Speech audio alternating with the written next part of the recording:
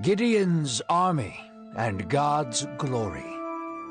Previously, we were introduced to God's new hero, Gideon. Gideon was a cowardly and weak man, but the strength of God fell upon him.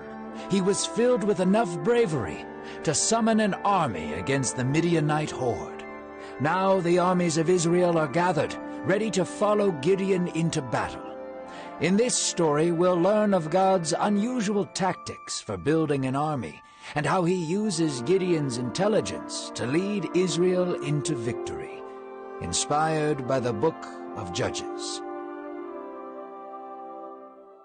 The sun rose over the Israelite army. Sun rays shone into the common areas between tents. Men were preparing their armor and sharpening their swords. Over 32,000 Israelite soldiers camped in the valley opposite of the Midianite horde, and the quiet preparation before war filled the camp. Gideon sat before God for guidance and direction. Gideon was no general. In fact, he would have never even considered himself a brave man or warrior. He stood before God, hanging on every word he spoke. "The people are too many for me to use," God said. Gideon perked his ears up, and his face gave a confused look. God continued and said, "If all these men march into battle and win, they will boast of their own strength and not mine." Gideon put his hands in his face and sighed. Rubbing his temples, he nodded to God and left his tent. Who was he to question God now? He gathered all the men into a common area. 32,000 of them gathered before Gideon. Gideon spoke confidently, although he was not entirely sure how this was going to help them. He said, "Whoever here is fearful and trembling, get out and hurry back to where you came from." Gideon watched as a sea of 22,000 men departed from the group. Gideon stood, amazed that so many of them experienced the same fear as he did. Although Gideon might have been scared, he stayed, for God's Spirit was filling him up continually. Day by day he became more and more valiant. 10,000 men remained, yet God still said there were too many. "Take them down to the water," God commanded. "Every man that laps the water with his tongue like a dog will remain with you, and whoever kneels down to sip from his hand will depart." So Gideon watched as the men drank. He watched closely, wondering what God was doing. The men who knelt down to drink like a dog fully paid attention to the water. The others who cupped the water in their hand were constantly looking over their shoulders. Gideon recognized what God was doing. The men who lapped had no fear of ambush.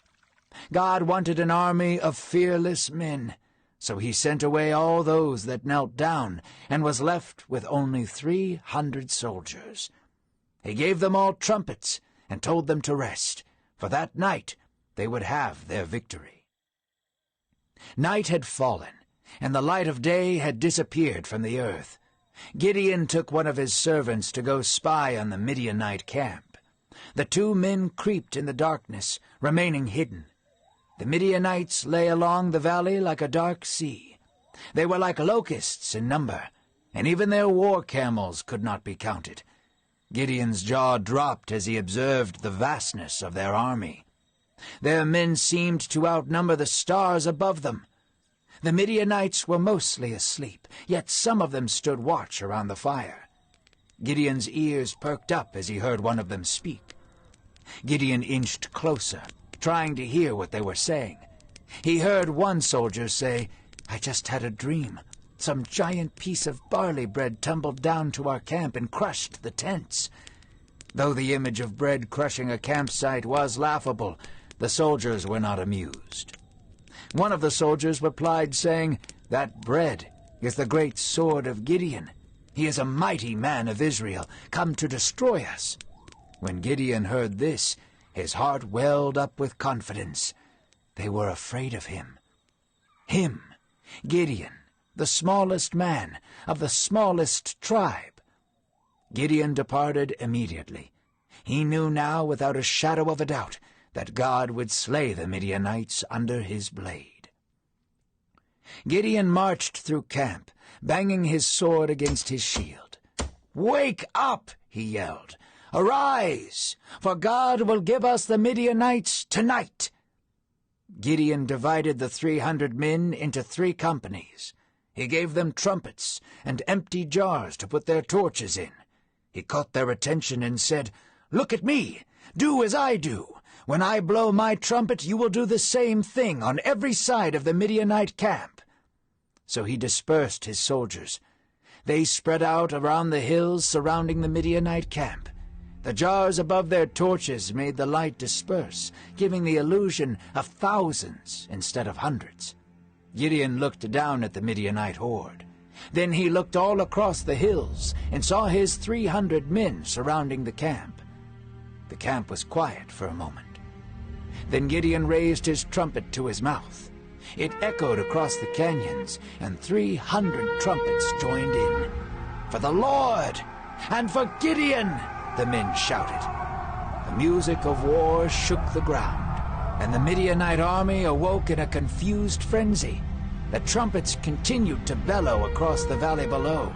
The Israelites broke the jars in their hands, and the piercing sounds of broken glass frightened the camels. The trumpets continued to wail. It was dark, but the torchlights from the hills loomed over the camp like fiery arrows. "A sword for the Lord and for Gideon!" every man shouted. The Midianites began to flee in every direction.